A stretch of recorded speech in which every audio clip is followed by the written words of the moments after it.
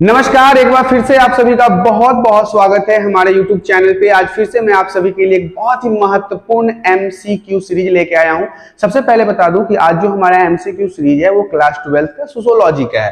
Class 12 sociology chapter 2 है जिसका नाम है भारतीय समाज की जनसांख्यिकीय संरचना। इसके हम आज MCQ के बारे में बात करेंगे। आज हम इसके सबसे बेहतरीन MCQ के बारे में जानेंगे। इसके नोट्स ऑलरेडी मैंने बना रखे हैं। यदि आपने उस वीडियो को नहीं देखा तो नोट्स के वीडियो को जरूर देखें। आइए शुरुआत करते हैं सबसे पहले क्वेश्चन से। सबसे पहला क्वेश्चन हमारा कहता है, भारत में कौन सबसे छोटा अल्पसंख्यक समूह है? भारत का सबसे छोटा अल्पसंख्यक समूह कौन सा है? तो वहां पे आपको बताना पड़ेगा जो जैन धर्म के लोग हैं, जो जैन धर्म के मानने वाले लोग हैं, वो हमारे भारत में सबसे ज्यादा अल्पसंख्यक समूह में गिने जाते हैं। Jain is the right answer. यहां पे ध्यान दीजिएगा, जो जैन समूह है वो सबसे सही उत्तर होगा। आइए हम अगले क्वेश्चन की तरफ बढ़ते हैं। अगला प्रश्न हमारा कहता है, निम्न में से भारत के किस राज्य में साक्षरता दर सबसे कम है? देखिए, पूरे भारत की अगर बात की जाए तो साक्षरता दर कम होने वाला राज्य हमारा बिहार है। बिहार में साक्षरता दर सबसे कम है। Bihar is the right answer. और सबसे ज्यादा साक्षरता दर की अगर बात की जाए तो वो केरल है। केरल में बहुत सारे लोग पढ़े लिखे हैं, मतलब 100 में से 100 लोग आपको पढ़े लिखे मिलेंगे। लेकिन यहाँ पे क्वेश्चन है कि किस राज्य में साक्षरता दर सबसे कम है, तो यहाँ पे आपको बताना है कि बिहार में साक्षरता दर सबसे कम है।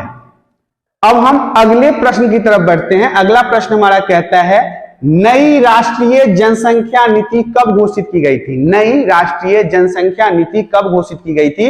यह किया गया था 2000 ईस्वी में। ऑप्शन बी जो है वो यहाँ पे सही है। 2000 ईस्वी में क्या किया गया था? नई राष्ट्रीय जनसंख्या नीति घोषित किया गया था। नई राष्ट्रीय जनसंख्या नीति अगर आपसे प्रश्न में पूछा जाएगा, अक्सर पूछा जाता है, तो आपको बताना है 2000 ईस्वी में नई राष्ट्रीय जनसंख्या नीति को घोषित। अगले प्रश्न की तरफ बढ़ते हैं। अगला प्रश्न हमारा कहता है, भारत में प्रथम बार जनगणना कब हुआ? जनगणना सर्वेक्षण सर्वे कब हुआ था? लोगों की गिनती कब की गई थी? कहां? भारत में। भारत में प्रथम बार जनगणना कब हुआ था? तो आपको बताना है, ये हुआ था 1872 ईस्वी में। 1872 ईस्वी में भारत में पहली बार जनगणना किया गया था। जनगणना भारत में पहली बार कब हुआ था? तो आपको बताना है, पहली बार भारत में जनगणना 1872 ईस्वी में हुआ था। प्रश्न की तरफ बढ़ते हैं। अगला प्रश्न हमारा कहता है, निम्न में से कौन जाति नहीं है? निम्न में से जाति कौन सा नहीं है? तो देखिए, शूद्र जो है ये जाति नहीं है। शूद्र जो है उसे जाति में नहीं रखा जाता है। राजपूत जाति है, यादव जाति है, ब्राह्मण जाति है, लेकिन शूद्र को जाति में नहीं रखा गया है। तो अक्सर आपसे क्वेश्चन पूछा जाता है, तो वहां पे आपको बताना है, अगर आपको प्रश्न पूछा जाता है निम्न में से कौन जाति नहीं है, तो वहां पे आपको बताना है निम्न में से जो शूद्र है उसे जाति में नहीं रखा गया है, उसे जाति नहीं माना जाता। अगले प्रश्न की तरफ बढ़ते हैं। अगला प्रश्न हमारा कहता है, निम्न में से कौन जनजाति नहीं है? जनजाति किसे नहीं माना जाता है? अगर आपसे पूछा जाए तो जो रविदास हैं उन्हें जनजाति नहीं माना जाता है।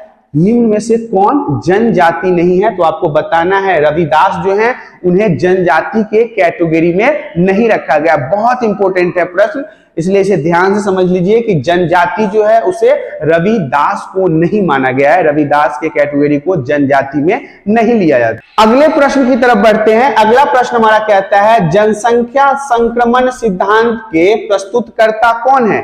क्वेश्चन को ध्यान से समझिएगा कि जनसंख्या संक्रमण सिद्धांत, जनसंख्या संक्रमण सिद्धांत के प्रस्तुतकर्ता कौन है? तो आपको यहां पे बताना है कि जनसंख्या संक्रमण सिद्धांत के प्रस्तुतकर्ता जो है वो थॉम्सन एवं रॉबर्टस्टीन है। ऑप्शन बी जो है इसका वो सही उत्तर है। Option B is the right answer. अब हम अगले प्रश्न की तरफ बढ़ते हैं। अगला प्रश्न हमारा कहता है, भारत की वर्तमान आबादी कितनी है? अभी के समय में अगर आपसे भारत की जनसंख्या पूछी जाए तो आपको बताना है, अभी के समय में, करंट वर्तमान मौजूदा समय में भारत की जो वर्तमान जनसंख्या है 1 अरब से ऊपर है।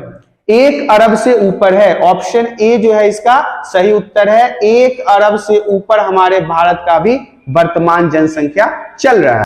अगले प्रश्न की तरफ बढ़ते हैं। अगला प्रश्न हमारा कहता है, भारत में जनाधिक्य का मूल कारण क्या है? भारत में जनाधिक्य का मूल कारण है सामाजिक सांस्कृतिक कारण को माना जाता है। जो सामाजिक और सांस्कृतिक कारण है उन्हें जनाधिक्य का मुख्य कारण माना जाता है।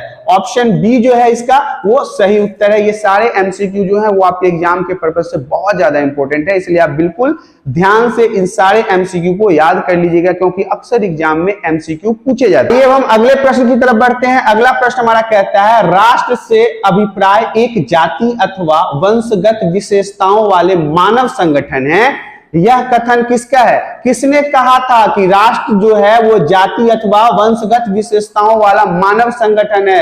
ये कहा था लिकॉक ने। ये भी एक प्रकार का फिलोसफर कह सकते हैं या भी आप समाजशास्त्री इन्हें कह सकते हैं। ऑप्शन सी जो है यहाँ पे सही उत्तर है, क्योंकि लिकॉक ने कहा था कि राष्ट्र का क्या अभिप्राय है, राष्ट्र आप क्या समझते हैं, तो उन्होंने कहा कि ये वंशागत विशेषताओं वाला मानव संगठन है। अगले प्रश्न की तरफ बढ़ते हैं। अगला प्रश्न हमारा कहता है, भारतीय समाज का विभाजन के आधारों पर हुआ है। भारतीय समाज का जो विभाजन है वो जिन आधारों पर हुआ है वह विभाजन क्या है? वो विभाजन ही कहलाता है। देखिए, समुदाय के आधार पर भारत के लोगों का विभाजन हुआ है, अलग अलग कैटेगरी में बांटा गया है। किस चीज के माध्यम से? समुदाय के माध्यम से। तो ऑप्शन ए जो है इसका सही उत्तर है। समुदाय के माध्यम से ही भारत के लोगों का विभाजन हुआ है। अगले प्रश्न की तरफ बढ़ते हैं। अगला प्रश्न हमारा कहता है, जनसंख्या की दृष्टि से भारत का विश्व में कौन सा स्थान है? अगर जनसंख्या की दृष्टि से बात की जाए तो भारत का विश्व में दूसरा स्थान है। पहले पे कौन आता है? चाइना आता है, और दूसरे पे हमारा देश भारत आता है। दूसरा स्थान है पूरे विश्व में जनसंख्या के आधार पर। अगला प्रश्न हमारा कहता है, किसने कहा मनुष्य को यह समझ लेना चाहिए कि वह अपनी गरीबी का स्वयं ही कारण है? कोई अगर इंसान गरीब है या गरीब घर में पैदा हुआ है तो इसका मुख्य कारण कौन है? खुद मानव ही है। या किसने कहा था? यह कहा था माल्थस ने। माल्थस बहुत बड़े समाजशास्त्री थे, याद रखिएगा। यदि आप सोशियोलॉजी से आगे पढ़ाई करना चाहते हैं तो आपको पता जरूर होना चाहिए कि माल्थस कौन थे, और माल्थस के द्वारा जितने भी समाजशास्त्र के ऊपर ज्ञान दिया गया है वो आपके लिए बहुत इंपॉर्टेंट और मायने रखते हैं। अगला प्रश्न हमारा कहता है, कौन सी परिस्थिति जनसंख्या वृद्धि के लिए उत्तरदायी है? तो यह शैक्षणिक स्तर माना जाएगा, क्योंकि शिक्षा का जो अभाव है, शिक्षा की जो कमी है हमारे समाज में, इसी कारण से हमारे यहाँ जनसंख्या वृद्धि बहुत तीव्र गति से बढ़ती जा रही है। अगला प्रश्न हमारा कहता है, 2001 की जनगणना के अनुसार भारत में प्रति 1000 पुरुष पर स्त्रियों की संख्या कितनी थी? 933 थी। देखिए, पूरे भारत में अगर जनसंख्या की बात कर लिया तो 1000 पुरुषों को अगर साथ में रखा जाए तो उन पूरे 1000 पुरुषों के ऊपर सिर्फ और सिर्फ 933 महिलाएं थी। तो क्या आपको तो पता है कि जितने भी पुरुष हैं उनकी शादी महिलाओं के साथ होती है, लेकिन जब सर्वेक्षण किया गया तो 1000 पुरुष पे मात्र 933 महिलाएं ही थी। बाकी पुरुषों की शादी ही नहीं हो सकती है, क्योंकि उतनी महिलाएं हमारे भारतीय समाज में नहीं है। लेकिन ये कब हुआ था? 2001 में। अभी का आंकड़ा आप ले लें तो ये 800 कुछ के आसपास है, 830 या 40 है। मतलब 1000 पुरुषों के ऊपर महिलाओं की जनसंख्या सिर्फ 830 से 35 रह गई है। अगले प्रश्न की तरफ बढ़ते हैं। अल्पसंख्यक एक क्या है? तो देखिए, राजनैतिक संकल्पना है। अल्पसंख्यक एक क्या है? राजनैतिक संकल्पना है। ऑप्शन सी जो है इसका सही उत्तर है। अक्सर एग्जाम में पूछा जाता है, बिल्कुल ध्यान से याद कर लीजिए। अगला प्रश्न हमारा कहता है, किसने लैंगिक असमानता के 7 प्रकार का उल्लेख किया है? तो यहाँ पे अमर्त्य सेन, ये भी एक बहुत बड़े समाजशास्त्री थे, इन्होंने लैंगिक असमानता के 7 प्रकार का उल्लेख अपने द्वारा दिए गए थॉट में किया है। अगला प्रश्न हमारा कहता है, टीके उमन के संप्रदायवाद के कितने आयामों को रेखांकित किया गया है? 2 आयामों को टीके उम्मत के संप्रदाय जो विचार थे उनको रेखांकित किया गया है, या फिर आप कह सकते हैं उन्हें चिन्हित किया गया है।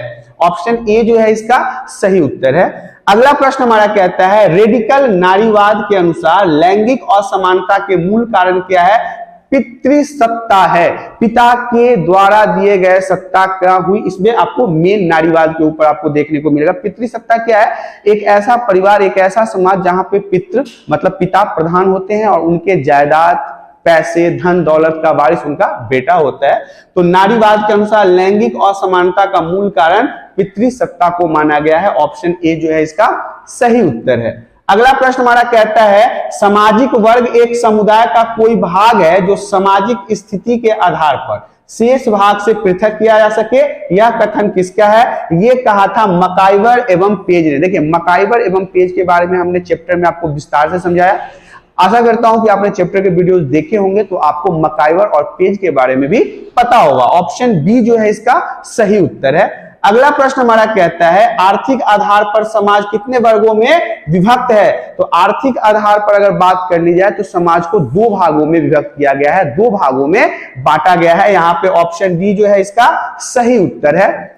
अगला प्रश्न हमारा कहता है 2011 के जनगणना के अनुसार किस राज्य की जनसंख्या घटी है? 2011 के जनगणना के अनुसार अगर बात कर ली जाए तो नागालैंड, ऑप्शन सी जो है इसका सही उत्तर होगा। नागालैंड की जनसंख्या जो है वो घट गई है, वहां पे लोगों की आबादी जो है वो पहले से कम हो गई है।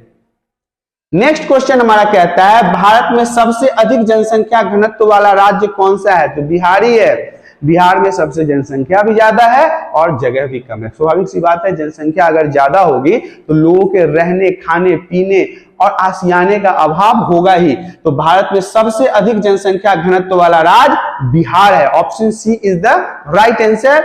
नेक्स्ट क्वेश्चन हमारा कहता है भारत में सबसे अधिक शिक्षित महिलाओं वाला राज्य कौन सा है? केरल है। यहाँ की महिला और पुरुष दोनों शिक्षित है, क्योंकि पूरे भारत की अगर बात कर ली जाए तो जितने भी डॉक्टर, इंजीनियर हैं वो ज्यादातर केरल में ही है। लगभग हर एक घर में आपको डॉक्टर मिल जाएगा। आप समझिए कितनी अच्छी पढ़ाई करते हैं ये लोग कि हर एक घर में एक इंजीनियर, एक डॉक्टर अगर मिल रहा है तो वो परिवार कितना शिक्षित होगा, वो राज्य कितना शिक्षित होगा। तो भारत में सबसे अधिक शिक्षित महिलाओं वाला राज्य केरल ही है। अगला प्रश्न हमारा कहता है भारत में सबसे कम साक्षरता वाला राज्य कौन सा है? जहां के लोग सबसे कम पढ़े लिखे हो, जहां पे शिक्षा बिल्कुल कमजोर हो, तो वो राज्य है बिहार। बिहार में सबसे ज्यादा सबसे कम पढ़ाई करने वाले लोग आपको बिहार में मिलेंगे। वहां का साक्षरता दर जो है वो बहुत नीचे है। या फिर आप, एक प्रश्न आया था अभी थोड़ी देर पहले जिसमें मैंने आपको बताया है कि पूरे भारत देश के अंदर कौन सा वो राज्य है जिसका साक्षरता दर सबसे कम है? तो सबसे पहला नाम बिहार का आता है। बिहार सबसे नीचे लेवल पे आता है। अगला प्रश्न हमारा कहता है भारत की जनसंख्या विश्व की जनसंख्या का कुल कितना प्रतिशत है? तो भारत का जनसंख्या पूरे विश्व के जनसंख्या के 17.5%, मतलब 17.5% के बराबर है। मतलब पूरे जनसंख्या जो पूरे विश्व का है उसमें 17.5% हिस्सा सिर्फ और सिर्फ भारत की जनसंख्या का है। अगला प्रश्न हमारा कहता है जनसांख्यिकी शब्द किस भाषा से लिया गया है? ये ग्रीक भाषा से लिया गया है, क्योंकि आपको पता है पहले जितनी भी चीजें हुआ करती थी ये ग्रीक यूनान वाले ही लोग भाषा का निर्माण करते थे, चयन करते थे। तो जनसांख्यिकी शब्द जो है वो ग्रीक भाषा से उठाया गया है। ये भी बहुत इंपॉर्टेंट है, ध्यान से याद कर लीजिए क्योंकि अक्सर एग्जाम में पूछा जाता है।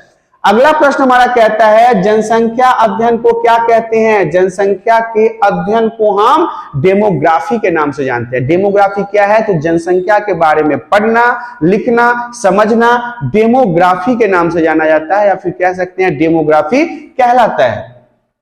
अगला प्रश्न हमारा कहता है वर्ष 2011 की जनगणना के अनुसार भारत में साक्षरता की दर क्या थी? लगभग 74% थी। वर्ष 2011 में जब भारत में जनगणना हुआ, जब जानकारी हासिल की गई तो भारत में साक्षरता दर लगभग 74% थी, 74% के आसपास थी। अगला प्रश्न हमारा कहता है भारत में पहली बार किस वर्ष राष्ट्रीय जनसंख्या नीति घोषित की गई थी? 1976 ईस्वी की बात है। सन 1976 ईस्वी में पहली बार राष्ट्रीय जनसंख्या नीति को घोषित किया गया था। अगला प्रश्न हमारा कहता है भारत में परिवार नियोजन कार्यक्रम की शुरुआत कब हुई थी? परिवार नियोजन का कार्यक्रम शुरू हुआ था भारत में सबसे पहले। परिवार नियोजन कार्यक्रम के ऊपर आपके एग्जाम में क्वेश्चन पूछे जाते हैं तो आपको बताना है सन 1952 ईस्वी में परिवार नियोजन कार्यक्रम की शुरुआत भारत में हुई थी। अगला प्रश्न हमारा कहता है बिहार में बेरोजगारी भत्ता किस आयु समूह को दिया जाता है? 21 वर्ष से 35 वर्ष के बीच में आने वाले जितना भी युवा हैं उनको बिहार में बेरोजगारी भत्ता प्राप्त होती है। नेक्स्ट क्वेश्चन हमारा कहता है निम्न में से कौन सा एक वर्ण है? ब्राह्मण जो है वो वर्ण है, ब्राह्मण को वर्ण में रखा गया है। तो निम्न में से कौन सा एक वर्ण है अगर पूछा जाए तो आपको बताना है कि ब्राह्मण जो है वो वर्ण की श्रेणी में आता है। अगला प्रश्न हमारा कहता है भारत में निम्न में से कौन अनुसूचित जाति नहीं है? बढ़ई को अनुसूचित जाति की श्रेणी में नहीं रखा गया। अब आप सोच रहे होंगे बढ़ई क्या होता है? तो बढ़ई कारपेंटर को कहते हैं, जो लकड़ी का काम करते हैं, लकड़ी से कोई सामान बनाने का काम करते हैं, उन्हें हम बढ़ई की श्रेणी में रखते हैं। और भारत में इन्हें अनुसूचित जाति में नहीं रखा गया है। किसे? बढ़ई को। अगला प्रश्न हमारा कहता है निम्न में से कौन जनजाति नहीं है? तो चौपाल जो है उसे जनजाति के श्रेणी में नहीं रखा गया है। चौपाल जो है उन्हें जनजाति के श्रेणी में नहीं रखा गया है, इन्हें जनजाति की श्रेणी से बाहर रखा गया है। इस तरह से आपने देखा क्लास 12 सोशियोलॉजी चैप्टर 2 के जितने भी इंपॉर्टेंट एमसीक्यू थे वो यहाँ पे समाप्त हो जाते हैं। आशा करता हूं कि इस वीडियो में दी गई जितनी भी जानकारी थी, एमसीक्यू से जुड़े जितने भी प्रश्न थे वो आपको समझ में आए होंगे। यदि वीडियो पसंद आता है तो वीडियो को लाइक करें, चैनल पे पहली बार आए हैं तो चैनल को सब्सक्राइब करें। हम आपके साथ फिर रूबरू होंगे अगले वीडियो में, तब तक के लिए इजाजत दीजिए। धन्यवाद।